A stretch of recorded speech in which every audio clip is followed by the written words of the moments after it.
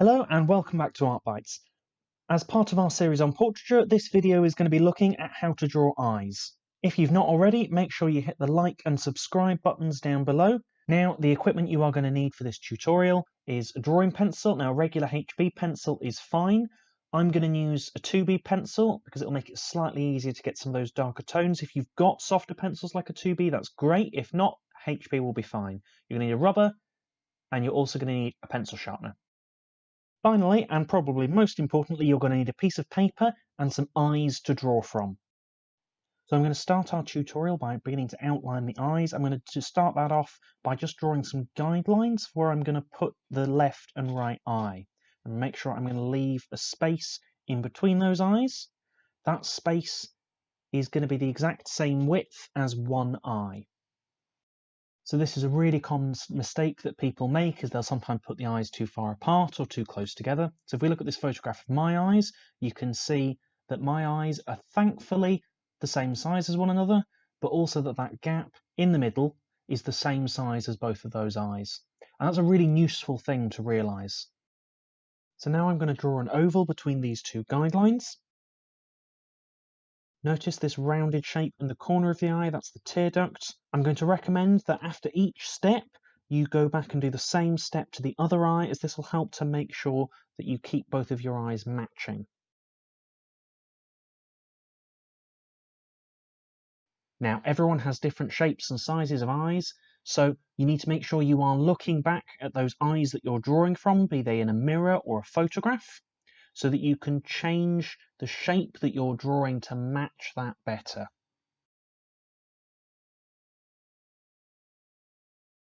So the next part of the eye that I'm going to try and get in is this crease where the eyelid meets the brow bone. Not everyone's eyes you'll be able to see this crease, but it's important to learn how to get it in, even if you can't see it in your own eyes. Remember to be drawing lightly at this point. Remember, draw light until you get it right. While I'm here, I'm just going to gently map out where I think the eyebrows are going to go as well. Notice how the inside edge of the eye and the inside edge of the eyebrow both line up fairly well. If you're drawing along with me, I'm going to suggest that you pause the video at this point, start your drawing, and then come back. So the next part of the eye that we're going to focus on is the iris. Now, the iris is the coloured part of your eyes. If you've got blue eyes, that means you've got blue irises. Now, the iris is one big circle. The top of that circle will normally tuck under the top eyelid, and the base of that circle will normally sit on the bottom lid. So when we're drawing this pupil, we're going to try and draw this full circle rather than drawing brackets, which is a common mistake that people make early on when they're drawing. Now, brackets can work, but particularly when you're first learning to draw, it is much easier to try and draw that full circle because it helps to make what you can see in the end drawing still appear circular, and you can spot your mistakes much quicker. Once we've done that, we can then take a rubber and we can just rub out those little bits we don't need, so we can rub out those guidelines and the tops of those circles as well. So the next step is to draw the pupil at the centre of each eye. Now, if like me you've got quite dark irises, you might not be able to see your pupil, particularly in a photograph, but we are going to draw it in anyway. At this point, we're also going to mark in those highlight spots, which will help to make your eyeball appear shiny and wet, like it is in real life.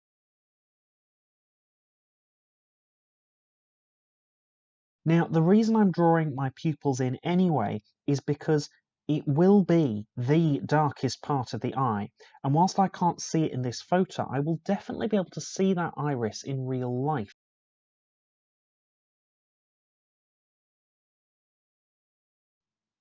I'm just going to carefully draw on the edges of those highlights so that I can keep them paper white. Once I've done that, I can finally start adding tone.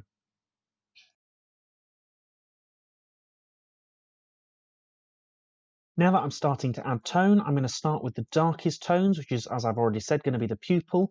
A lot of people, particularly when they're new to drawing, are quite timid about adding dark tones. Adding dark tones early on in your drawing gives an instant contrast between the white of the paper and that dark tone that you've added. Another dark part of the eye will be on the iris, right underneath the eyelid, where the eyelid overlaps the eye. If, like me, you've got quite dark irises, then your iris will probably appear almost as dark as your pupil. If you've got lighter irises, then the edge of your iris will likely be the darkest part of your iris.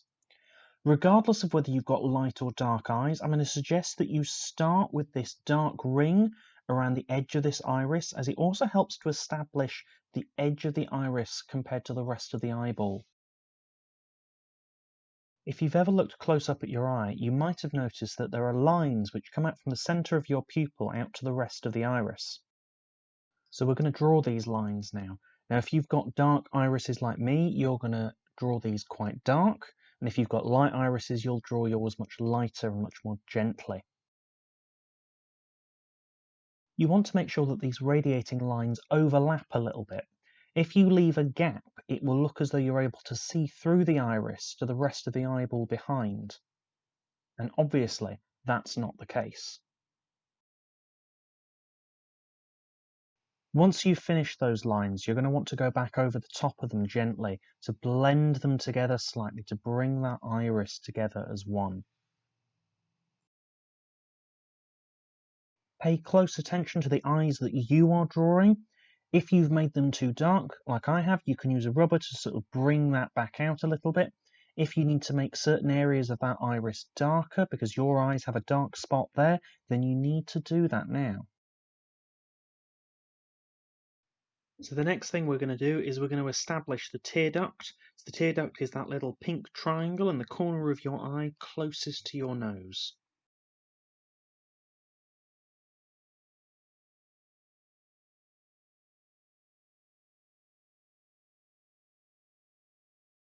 When you're starting to establish that tear duct with tone, work really, really lightly and build that up gradually. If you go too dark too quickly, you'll make it look like you're wearing the thickest eyeliner known to man. However, right in the corner of that tear duct, you can go fairly dark.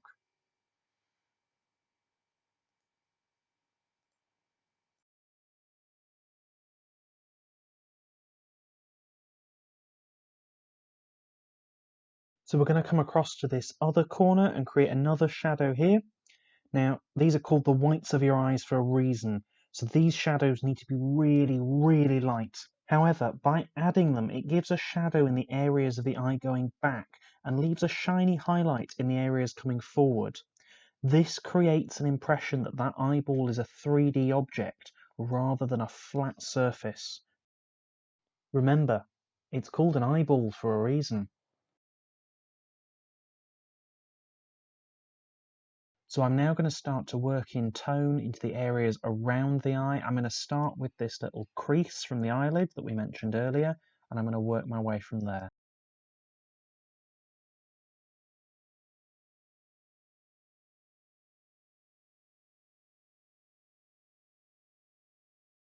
If you need a reminder on how to create tone with your pencil, I've put a link up at the top of the screen now, and I've also put a link to our video down in the description below.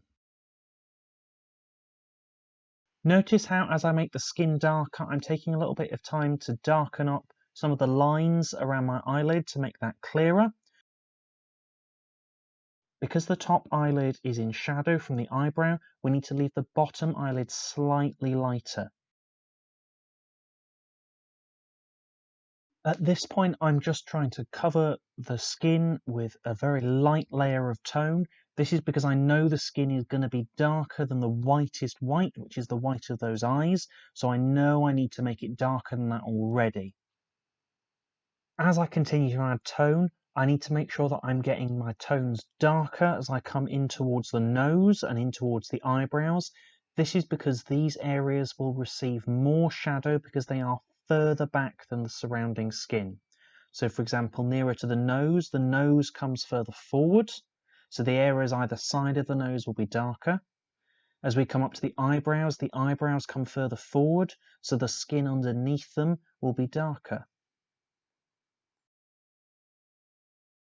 Like with a lot of realistic drawing, the aim here is to create the illusion of form, to make this object appear three-dimensional by using tone.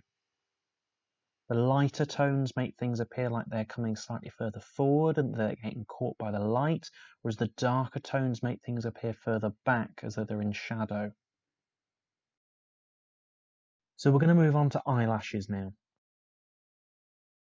So a lot of the time when I see people who are quite new to drawing eyes, drawing eyelashes, they'll often draw them like this, just coming straight out of the eye, almost like they've been electrocuted.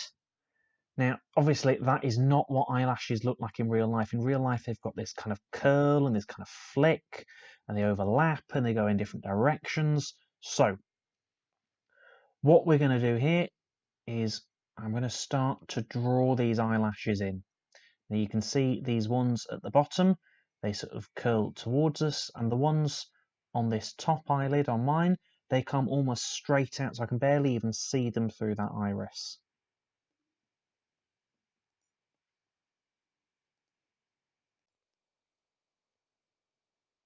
So with a sharp pencil, you can create these little flicks, which will create the shape of those eyelashes. Keep them quite short. Try to vary them, put them in slightly different directions. Again, look really closely at the direction that your eyelashes move, and generally, but also look at how they'll cross over each other. They are not all the same. The eyelashes on the top eyelid will be much longer than the ones on the bottom. The eyelashes on the bottom eyelid will be more spread out and much shorter, often thinner as well. So look out for that in your eyes when you're drawing them. Also, when you're drawing these eyelashes, try to make sure you leave a small gap between the eyeball and where you start the eyelashes. Otherwise, you risk looking like you've got hair on your eyeballs, which obviously would be very uncomfortable. The last bit you need to draw is the eyebrows. The eyebrows are quite easy. It's again those little flicks with a sharp pencil.